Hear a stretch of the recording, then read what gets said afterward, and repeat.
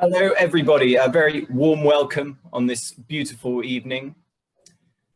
Warm welcome to the latest of Stannery's virtual tastings this evening with the wines of Château du Moulin-à-Vent, one of the leading lights of Beaujolais, a region that is by any measure among the most exciting on the planet. We're delighted to have with us Edouard Parinet, director and proprietor of the estate. Good evening, Edouard. Good evening, Will. Good evening, everyone. As you'll see, Edouard's a brilliant spokesperson for these wines, but also for the famous crew of Moulin-à-Vent and an expert on Beaujolais and the Gamay grape generally. As ever, we're very happy to take questions on the message board to the side of your screens. And we'd love to know your thoughts on each of the wines as we progress through the tasting. We have 5 reds. Tonight we get a first look at the recently shipped 2018s, 3 of those, a 17 and a 16 very kindly provided by Edouard, of which we don't have stock, but they should illustrate just how these wines develop with a bit of time in bottle.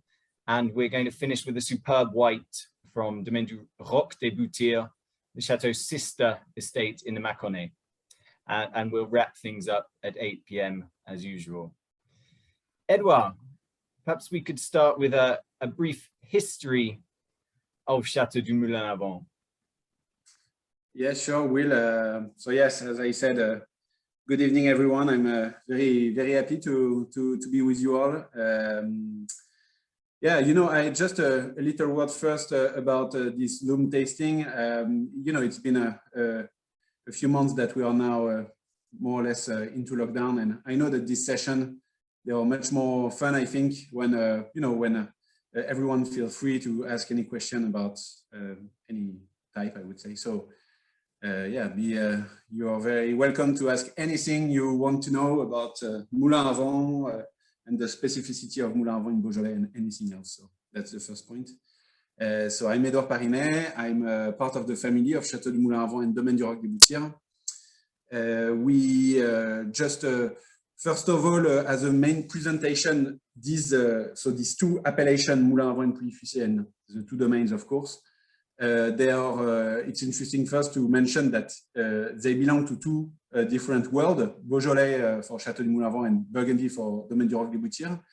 But still, the 2 domains are only 10 miles away from each other, meaning that Moulin-à-Vent is really at the north extreme part of Beaujolais, and Pouilly-Fuissé, the south extreme part of Burgundy. And those 2 regions just touch each other 5 kilometers north from Moulin-à-Vent.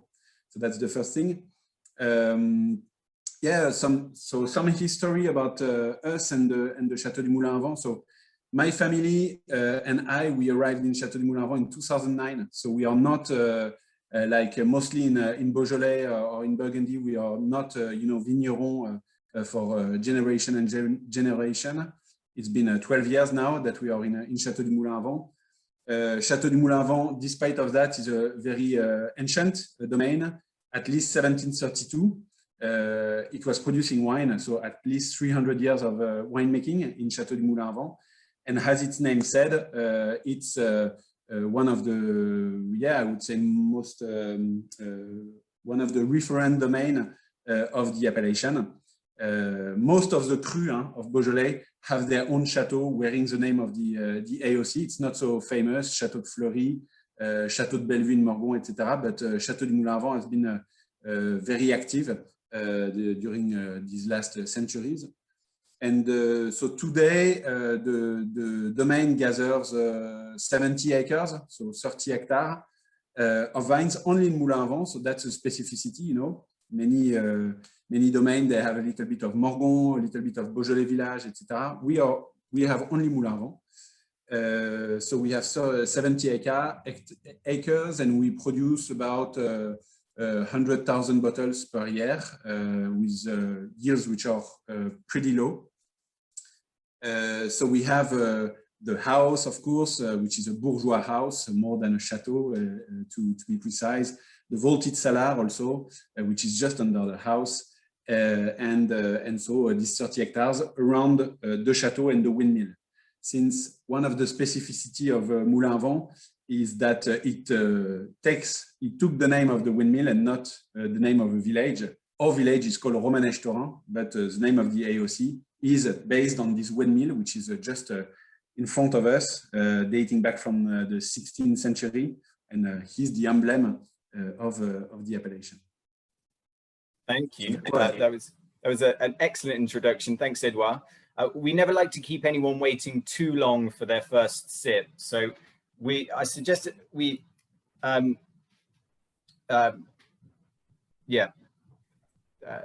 turn to wine number one, and perhaps you can talk to us a bit about the terroir broadly of Moulin-à-Vent, and then terroir in relation to this cuvée in particular. It's the Cuvée des Thorins 2018. Yeah, absolutely, absolutely. So this is this cuvée, Couvent des Thorins 2018. So actually, starting with this wine and to explain a little bit the rest of the range, I will talk about so Moulin-à-Vent globally. First of all the wines that you taste from us, both white and red, they are coming from our own property, so there is no négoce. So we know all the vineyards, we manage them, etc., from the beginning to the bottling. So this Couvent des Thorins is a wine, proprietary wine. What's interesting is that, so first of all, in the chateau, in our domain, we don't use carbonic maceration. We are using a traditional winemaking, which is a pretty soft and long winemaking, even for this first cuvée and for the rest of the range as well. What's interesting in Moulin-à-Vent is above the quality of the soil. We will be able probably to talk about that with the single vineyard Les Vérillats noticeably. But what's very interesting is that it's in Moulin-à-Vent, we have a particular stressing environment because of the winds and because of the quality of the soil, and also a large diversity of terroirs. So we have 69 lieux-dits, which have been existing for at least 2 centuries, out of 600 hectares, so 1,500 acres of vineyards of Moulin-à-Vent. So that's very, very diverse, very, very rich on very, very tiny vineyards, a little bit like in Burgundy, if you know the landscape of Burgundy. And what's interesting with this first cuvée, the reason why I talk about this first, is that in the beginning of the 20th century, so 100 years ago, actually, Moulin-à-Vent AOC was not created. It was created in 1936. And before it was created, this zone of production around the village of Romanèche-Thorins and the windmill was producing actually 2 wines. The first one was called Le Vin de Romanèche, so close to the village of Romanèche. And the second one was called Les Thorins, close to the windmill. And actually, this first cuvée, Couvent des Thorins, is a kind of wine. It's a wine which is made with lieux-dits pretty close from the village of Romanèche. So I mean, lieux-dits which are lower in altitude, a little bit flatter. Of course, it's everything is granitic here in Moulin-à-Vent, but on this lower part of Moulin-à-Vent, you have clay, which are particular because these are clay from alluvion. So they are pretty heavy, white clay. And the soil here, I would say the environment is fresher than higher in altitude in Moulin-à-Vent, and the soil are heavier and keep more the water. So the hydric regime is a little bit better, the fruit is a little bit more generous. And as a matter of fact, the wine we produce for this cuvée of Couvent des Thorins has this, I would say, immediate generosity, this a little bit more gamay feeling, I would say, while the wines coming from the very close to the windmill and the chateau have this very granite print, I would say. So this is what makes the difference between the Couvent des Thorins and the rest of the range, the location of the lieux-dits and this bit more generous styles. Okay. Not great conditions here in England, in the south anyway, for tasting wine, very hot, but that is really singing this evening. It's a fruit day. And gosh, yeah, beautiful aromas, lovely texture, fresh. Tell us a bit about carbonic maceration or not, your policy of not employing semi-carbonic maceration, Edouard? Well, so you know we are a young team. So me, I'm mostly I manage the domain, and noticeably I do a take of the sales, noticeably the representation of the domain. Our director, if I may ask, call him like this, is Brice Lafont. He's a very young directeur technique, I would say, or maître de chai. He's a little bit more than 30 years old, Brice. And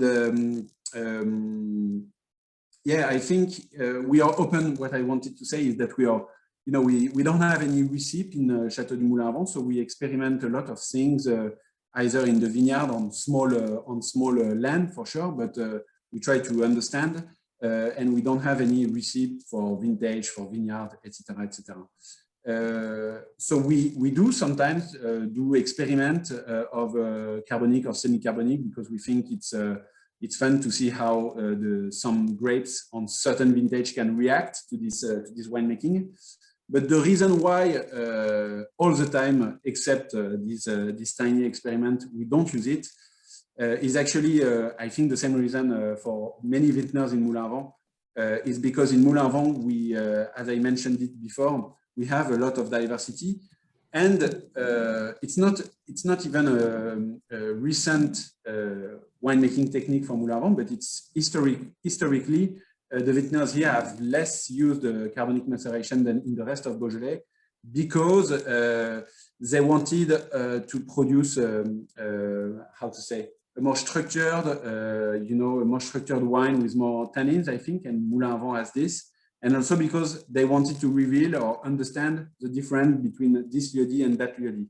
And so in this, with this objective, carbonic maceration has never really been adopted in Moulin-à-Vent, because, you know, carbonic maceration, the main impact of this wine, of this technique, is to reveal the primary aromas of Gamay.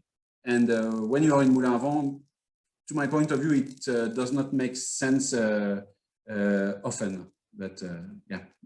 That's extremely interesting. Thank you.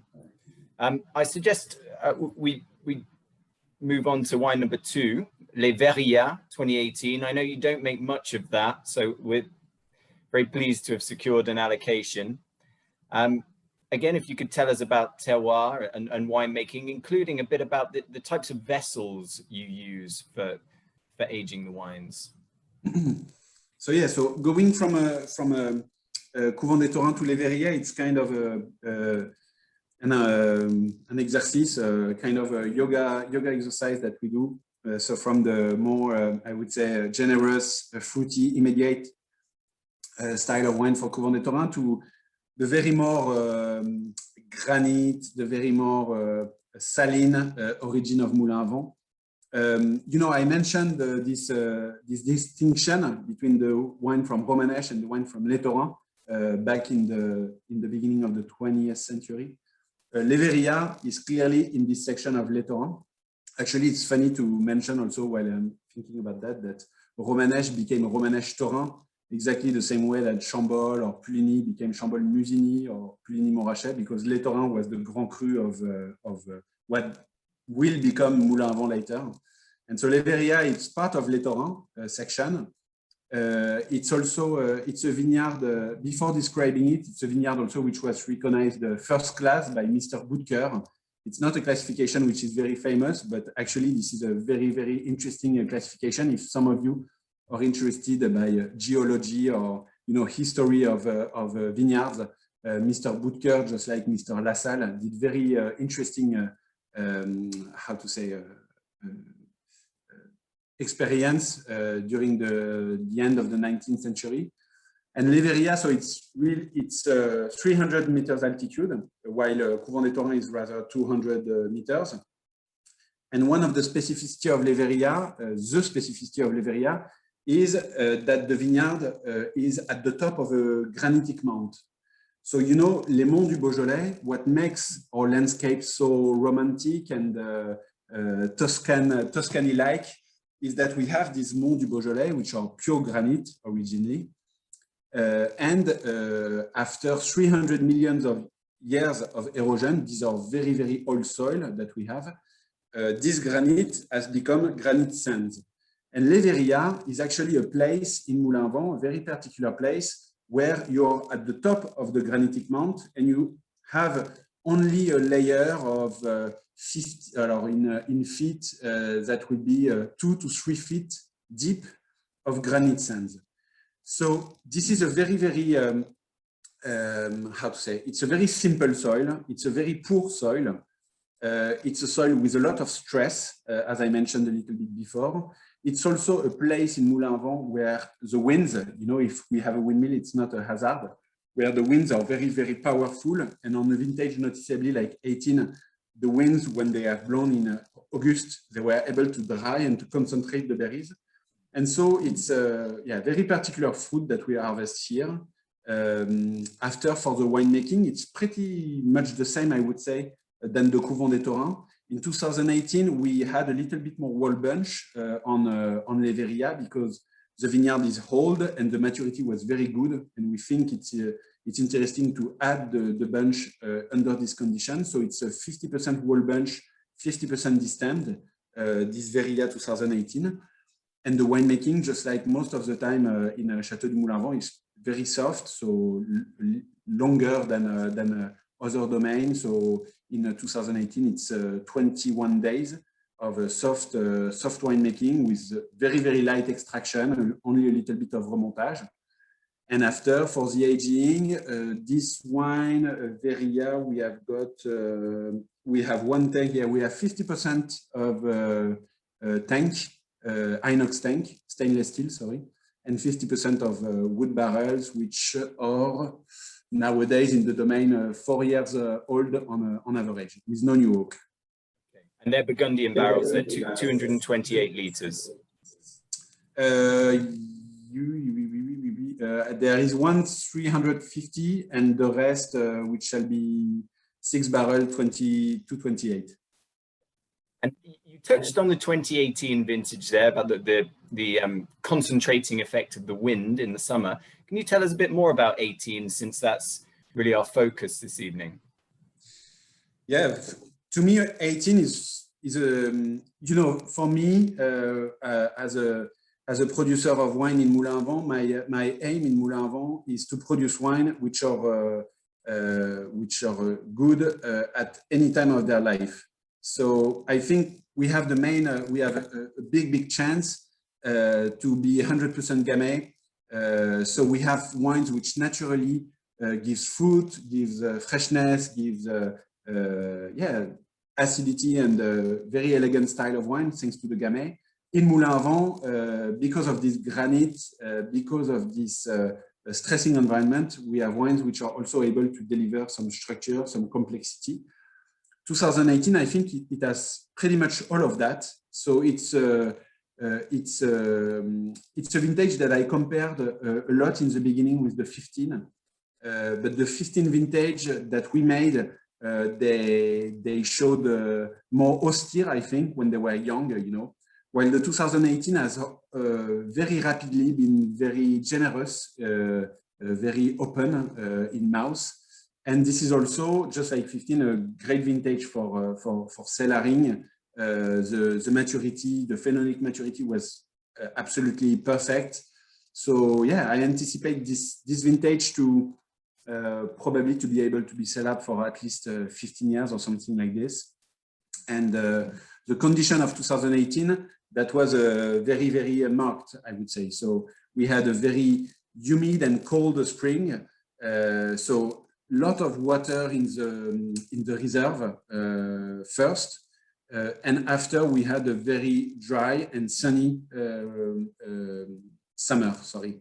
So the growing was impressive. We had vines like till I don't know, more than 2 meters. So thanks to the trellising, we can put them all together. So the row is clean. But it was very, very impressive to see this development and a pretty early harvest due to this very hot and dry season, summer. We started on the 30th of August in 2018 for usually 6-7 days, since we use a lot of harvesters, 80 people, so we can focus on the best maturity period. Yes. Excellent. Well, we'll move on to our final 2018 red, the Cuvée Château du Moulin-à-Vent. Again, if you could talk us through the terroir here to begin with, please. Yeah, sure. Château du Moulin-à-Vent, so which is this bottle.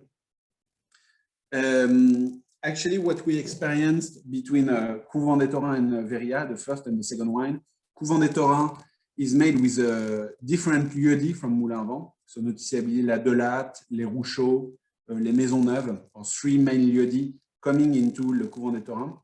Les Vérillats, obviously, is only coming from Les Vérillats, lieux-dits. Le Château du Moulin-à-Vent, the third wine we are tasting, it's also a blend of different lieux-dits, but very close to the windmill and the house. So this is the very center, I would say, of Moulin-à-Vent AOC. And Château du Moulin-à-Vent, for us, it's I would say the ambassador of the Domaine. So this is a wine which, in comparison to Couvent des Thorins, has to show the granitic touch of Moulin-à-Vent. I think it's very important because one of the marks of Moulin-à-Vent, in comparison noticeably with the rest of the cru of Beaujolais, to my palate, is that we have, so as I said, more structure, we can have more tannins, but also we have, most of the time, in hand of the mouth, this very mineral or mouth-watering, effect, which actually you can, I think, I hope you will agree with me, tell me if you don't in the message, but I think you also have this feeling on, the Northern Rhone wines where actually the soils are very much granite and sand made. And yeah, one of the marks also of Moulin-à-Vent is this texture in the end of mouth, which gives you this saline and the mouth-watering finish. So Château du Moulin-à-Vent, the idea of Château du Moulin-à-Vent is not to show the particularity of a lieu-dit like Les Vérillats, Chantecourt or Rochelle, but it's only to be representative of Moulin-à-Vent and to show this particularity of Moulin-à-Vent with this structure and texture. Well, it sounds like the perfect cuvee then to look with which to look at 3 different vintages. So in a sec, we'll move on to the 17. The way you describe Moulin-à-Vent, it sounds like quite a challenging place to make wine with the tough granite soils and the slopes, and perhaps it's becoming more challenging due to climate change. How are things changing and how are you combating that? So it's a very good question, Will, and it's a very, how to say, it's a challenge for each vintner now, whether you're in California, in France, in Italy or Spain, I'm sure, to anticipate what will be the 20 or 30 next years. The good news from that I can give you from Moulin-à-Vent, guys, is that actually the Gamay is a very resistant variety to hydric stress, and Moulin-à-Vent is very well made for that because the soil are very poor. I know a bunch of winemakers in Burgundy, some of them who also have Gamay in Cru Beaujolais and Pinot Noir in the northern part. And noticeably last year in 2020, which was very, very dry, very hot, kind of a climate change typical vintage, all of them actually told me that the Gamay in various cru were much more good quality, I would say, and looking nicer than their Pinot, which could have a deflated impact, So I think Gamay is resistant, is well made for this kind of weather.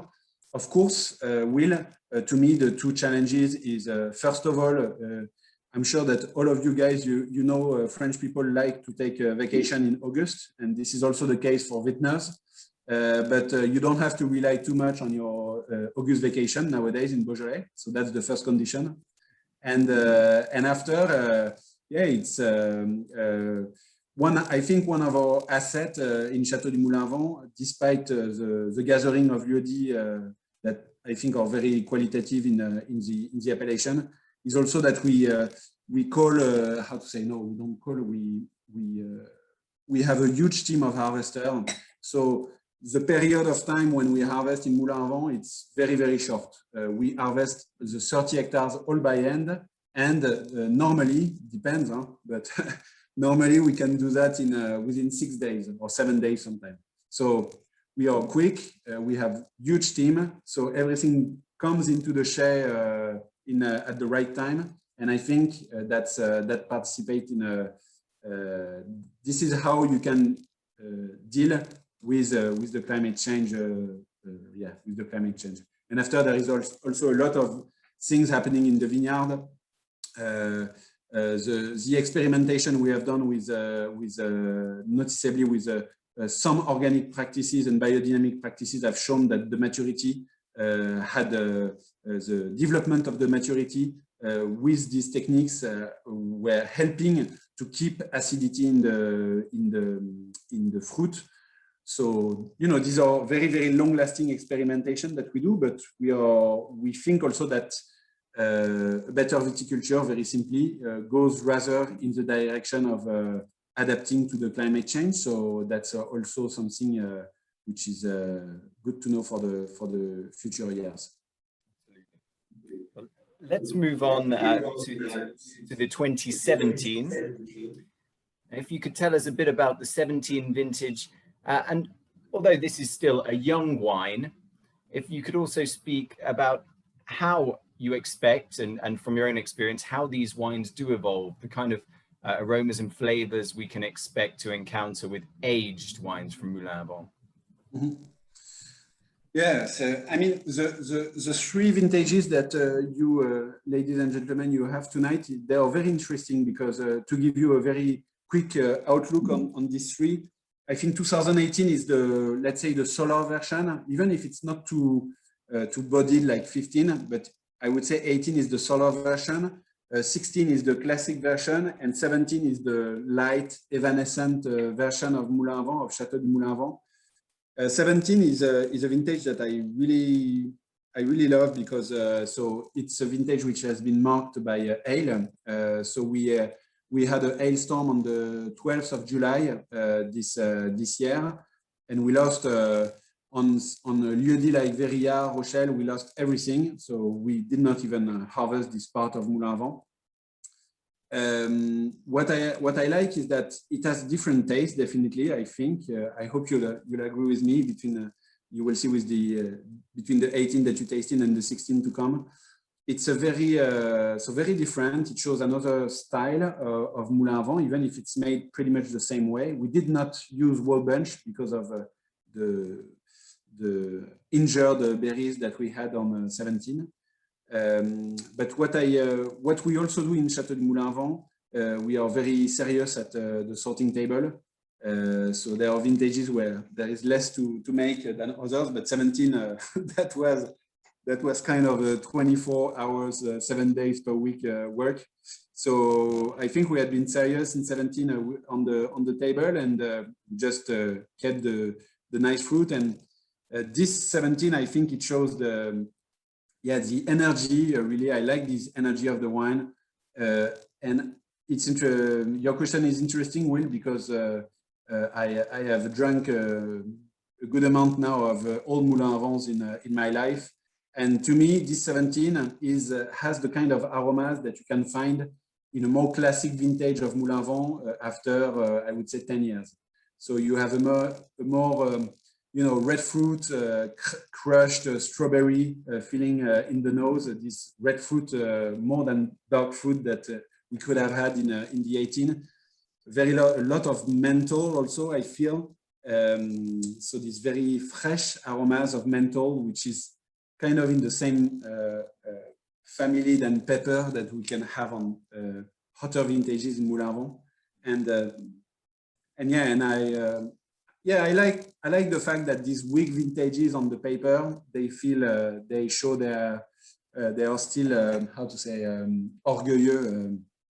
They are proud, you know. They are proud of themselves after a little bit of time, and they want to show that they are still here. So yeah, that's a particular vintage because of ale, but I think very different and very interesting. Regarding cellarability, I would say the 17 is probably the weakest of the three. I would expect the 17 to still be very much enjoyable for maybe 5 years more, but not sure it will go after 2027. Again, it's showing very well tonight and quite different from the 18, as you said. Yeah, more mineral at present, more savory perhaps.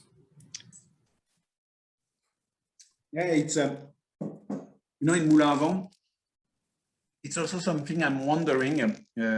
I'm sure you guys at Flint Wines will be able to help me next time I visit you in the UK. But I think AOCs in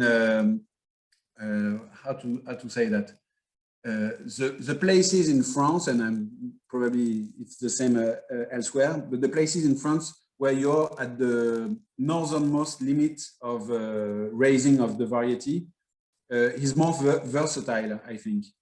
So, you know, Gevrey-Chambertin, Vosne-Romanée in the up north of Burgundy, Côte-Rôtier, Saint-Joseph in the up north of Rhône, and us in the up north of Beaujolais, where you have this is the really end of Pinot Noir, of Gamay, of Syrah.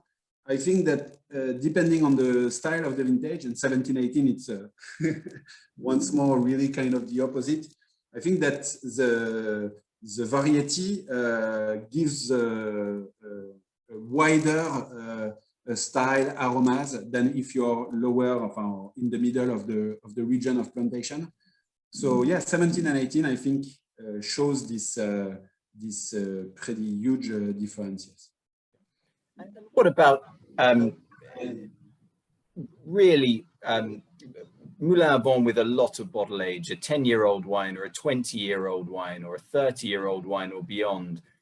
I mean, how much experience do you have of tasting wines like that, and what can you tell us about them?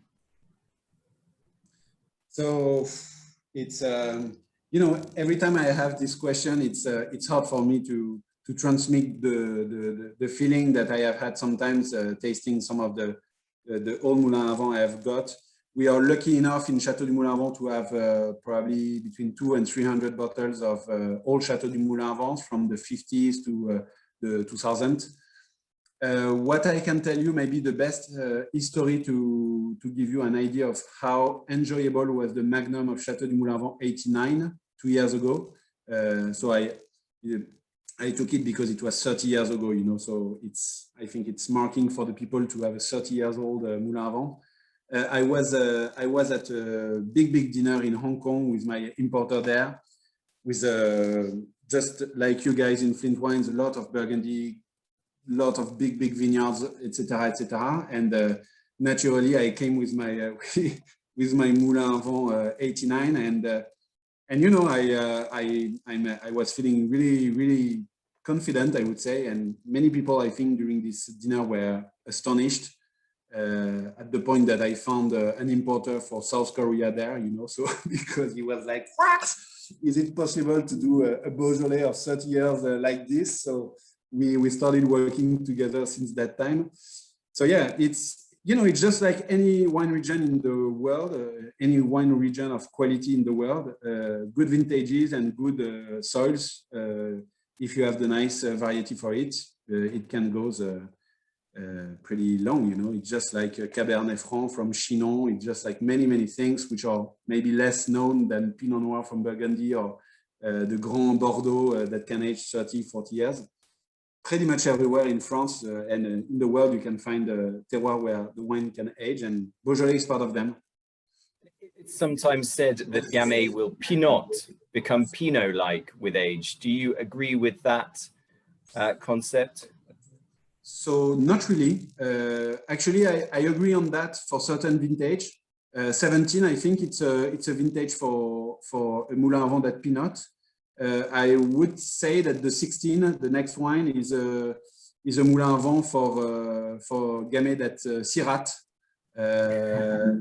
So, you know, it's actually we are, as you know, we are in between these two regions, and from vintage to vintage, we can have a feeling about these two regions. Gamay is a genetic cousin of Pinot Noir, so it can have, when it's stressed, it can have this feeling of Pinot. And in the same way, just like I said before, the soils of Moulin-à-Vent are very close to the one of the Northern Rhone. So I'm not a geologist, but sometimes I can really feel this, peppery, white pepper feeling, and this texture also in mouth that makes me feel more about the Northern Rhone. Well, it's going to be fascinating then to taste the 16 next. A lot of love for the 17. So yeah, 16. It's a vintage which in terms of growing is pretty similar to 18. So very marked seasons between the spring, very humid and pretty cold, maybe colder even than 18, and a summer which was also pretty dry, pretty hot, less than 18 also. So 16 is, to me, it's a very balanced vintage. We started harvesting on the 10th of September. So rather late in regard of the recent vintages we have got in Moulin-à-Vent. 16 is, so it has this, to me, a little bit more Northern Rhone feeling. It has a lot of finesse. I think really it's a wine that you would have needed to wait at least 2019, and I think the optimal drinking window will still go till 30 to 2030, I would say, something like this. So that's I really like this vintage of Moulin-à-Vent. It's a classic. It's a real classic for us. It would be interesting to know people's preferences between the three Cuvée du Château du Moulin-à-Vent we've tasted. Richard describes the 16 as classy. Edouard, perhaps you could tell us a bit about 19, 20. We were speaking before we came on air, in inverted commas, about the 21 vintage, how that's shaping up. So yeah, if you could quickly give us an overview of 19, 20, and 21 for future reference, that would be great. Yeah, so 19 is a vintage which has been marked by frost. So it's, I would say, to compare it with what we have got tonight, it will be closer to 17. So berries which shows a little bit more red fruit, a little bit lighter in terms of density, in terms of richness. These are wines that, have a lot of fruit already, I think. While the 18, they are a little bit more serious, you know. So I would, I think 19 and 17 are really good at drinking now. While 18, 16, you can keep them in the cellar also. And so that's for 19 and 2020. I still need to taste them a little bit. We have made one bottling of 2020 so far. I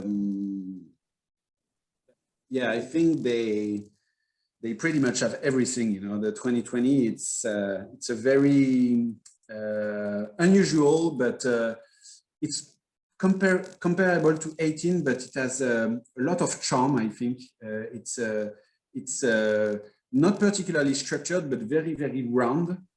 So, and to be honest, I would not be able to really explain you why. This is the earliest harvest we have done ever. I think even in the history of French French viticulture in Moulin-à-Vent, we started on the 18th of August. So yeah, the one who were in Côte d'Azur, they missed a lot, I think, this vintage.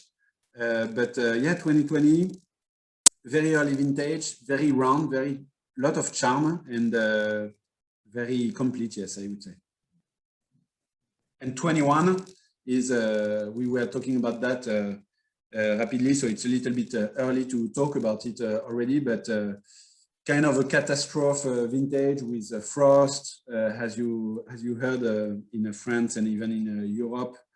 So frost, we did not have hail, fortunately, and I think we break all the records of rainfall in May, June, and July. I think we had more than the normal annual rainfall out of these 2 months and a half. So a lot of mildew. It's very, very complicated to follow the rhythm in the vineyard for Brice, noticeably. So we'll see. It's going to be different than 20, at least. That's a positive sign, but otherwise a pretty late harvest also, but otherwise it's a little bit too early. Okay, all right. But yeah, okay. So, but that late harvest you were saying earlier could be a very good sign in terms of quality. Yeah, I think quality. Speaking of the quality, I can't tell you because so many things are happening, you know, in the very last days of the growing season that 2 months before it's too early to say. But I just think that having an harvest, having a season like this and an harvest which will be almost 1 month later than last year. Last year, 18th of August, and this year probably after the 15th of September. Definitely, it's 100% sure that the balance between the acid, the matter, the phenolic maturity, all of that will be pretty different. So it's going to be at least interesting to see that. But yeah, very small quantity planned for us in Moulin-à-Vent. Well, we look forward to discovering all those vintages with you in a couple of years' time. We'll move on to the white shortly, but I wanted to hear about food and wine pairings. Anything you've experimented with and has worked particularly well, or perhaps you can talk about some of the local delicacies, of which I know there are many in Beaujolais. So, you know, regarding the question of the pairing, every time I answer to this question, I get the feeling that I'm much too much commercial, you know, selling my wines, because basically, yeah, no, but basically I think, so, you know, the Gamay, they are not bold wines, they are not red wines with all the structured matter that you can find in the south of France, in Bordeaux. But for the rest of it, I think it has a lot of balance to go with many various things. I have very good clients here in Paris. Actually, I'm a big sushi lover. So I usually love to drink Chablis with my sushi, but actually Moulin-à-Vent from, yeah, you know, from light vintages like 17, like 13, like 14, they go very well with, you know, with the sushi, white fish sushi. I don't know how to say that in English, but yeah, light aromas sushis. I really love that. Of course, we are, you know, Beaujolais is in front of the Bresse. So La Volaille de Bresse, it's silly to say that, but La Volaille de Bresse is definitely the best pairing you can ever imagine, because it has, yeah, if you have a nice chicken, you know, which is not too dry, it goes very well together with the acid of the Gamay, I think. So volaille is definitely a thing. You know, if you have a little bit of comment on appelle ça, les morilles, des morels, mushroom, goes also well with the vintage, with a little bit more of warmth, like 2009 can go very well now, 2010 as well. And after, for the, I would say the more hunter dishes, you can definitely pair them with heavier vintage, like 15, like 18, with some canard, duck. You can also have them with veal, with agneau, which is a new pack, the Easter meat. I can't remember the name at the moment. Lamb. Yeah, lamb. Thank you very much. Merci. Thank you, Aurora, for your for the traduction, the translation. Yeah, and after, so for cheese, I don't really know because I don't eat cheese. I know it's very weird, but I won't give any recommendation with cheese. But yeah, I think, you know, once more, it's between Pinot and Syrah, you know. So Pinot is the lighter style with a little bit more acid. Syrah is a little bit more maybe rustic as a variety. Gamay is kind of in the between, so it can go with a lot of different things there. Gosh, well, anyone who hasn't already eaten their dinner is going to have a rumbling stomach now, as I have. Thank you, Edouard. We'll move on to the final wine. This is a Pouilly-Fuissé from Domaine du Roc des Boutires. Can you tell us how this project came into being before you tell us specifically about this wine? So it came, so in 2009, we took over the Château du Moulin-à-Vent with my father. And pretty much right from the beginning, we wanted to have some whites. And as I said, we are very close to the Mâconnais. So we have looked for wine from Pouilly-Fuissé very, very, very early. Sorry, I just showed the bottle again. And so we found we found a friend in the village of Fuissé in 2011. We made a little bit of négoce with him. So in the village of Fuissé, which is a very nice village of the appellation Pouilly-Fuissé. We did from 2011 to 2014. So for 4 vintages, we have done between 4 to 10,000 bottles per vintage. You know, that was a way for us to get to know the appellation, to understand the terroir, to talk with the locals, etc., to really gain not expertise but skills, I would say, on the Chardonnay whites. And luckily, we found Domaine du Roc des Boutires. We acquired the Domaine du Roc des Boutires in 2016. So we did not do the 2015 vintage between our négoce time and our proprietary time. We skipped it and directly with the 16 vintage. And so yeah, we tonight have the 18, which is basically our 3rd vintage as a owner and 7th vintage as a people from Pouilly-Fuissé, let's say. And no, we have always been not inspired but attracted by Pouilly-Fuissé for pretty much the same reason than MoulinVent. So, you know, the reputation of the AOC into its region, the fact that it is really I think the best appellation of the Mâconnais, to be honest. Diversity of soil. You probably have heard about the classification of Pouilly-Fuissé. It's just amazing, all the various soils that we also have in Pouilly-Fuissé. So yeah, that's mostly why we were interested, just like for MoulinVent, in Pouilly-Fuissé, basically.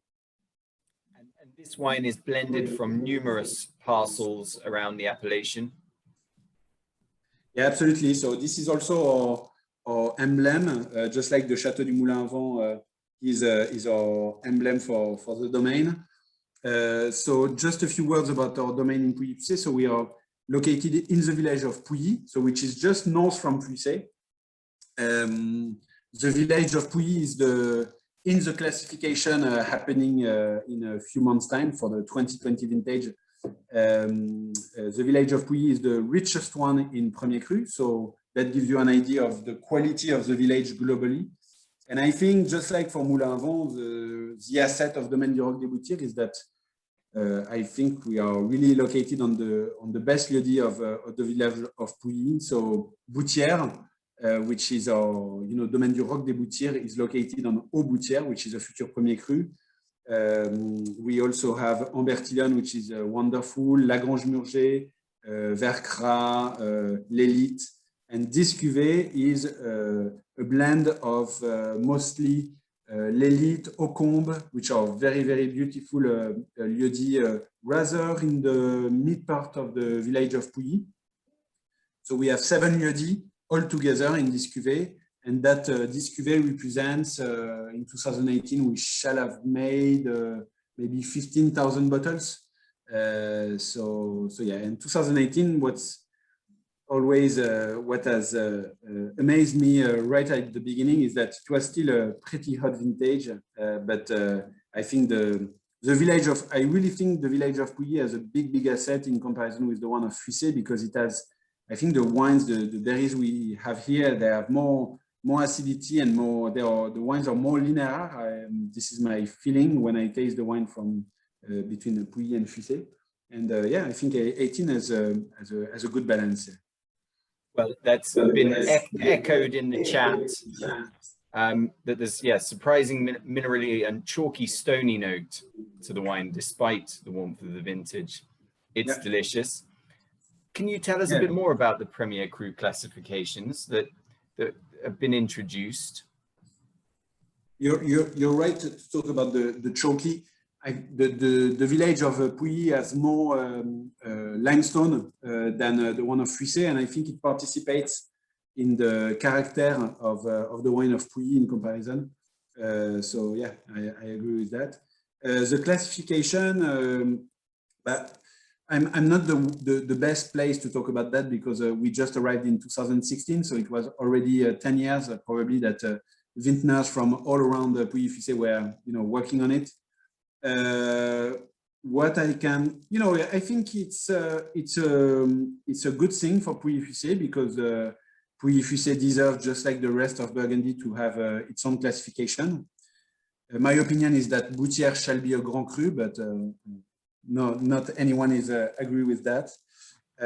No, and so I think it's a just decision.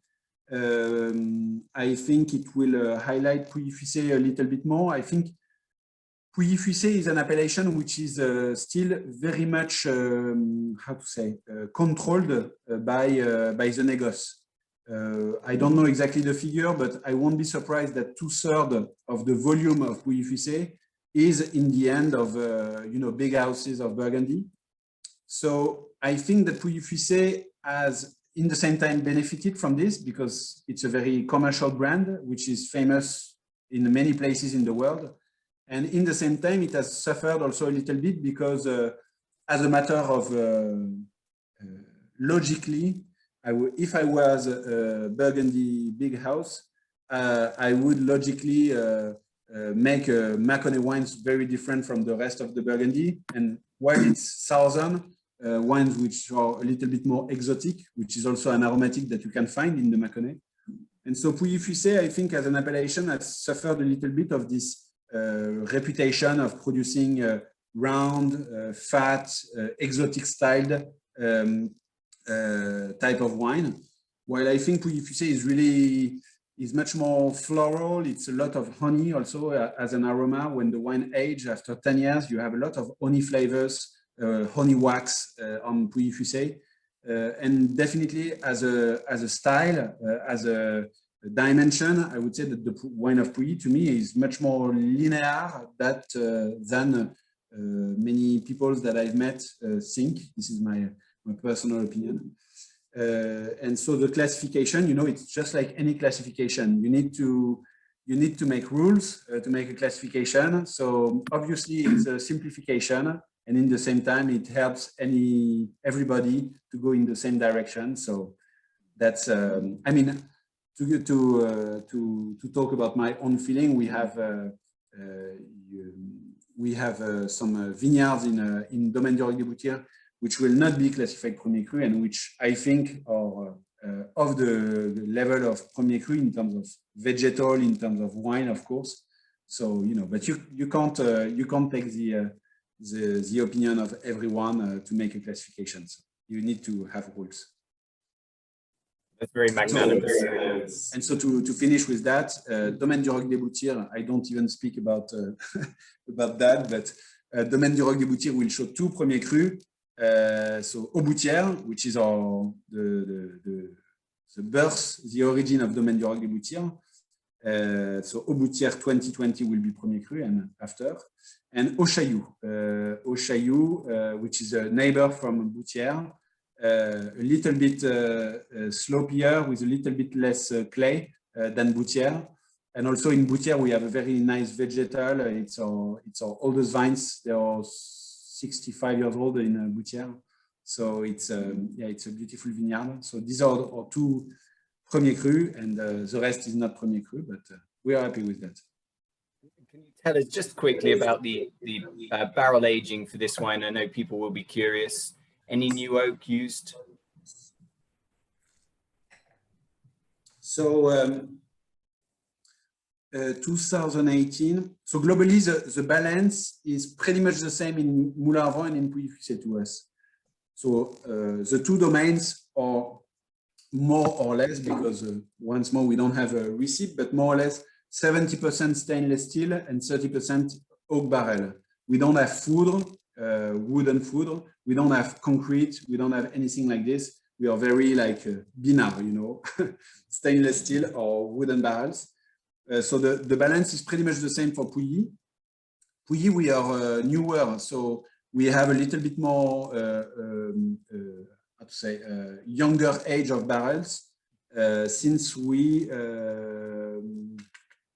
that's a good question. I don't even know really well, but I think in 2020, we had an average age of 2.5 years.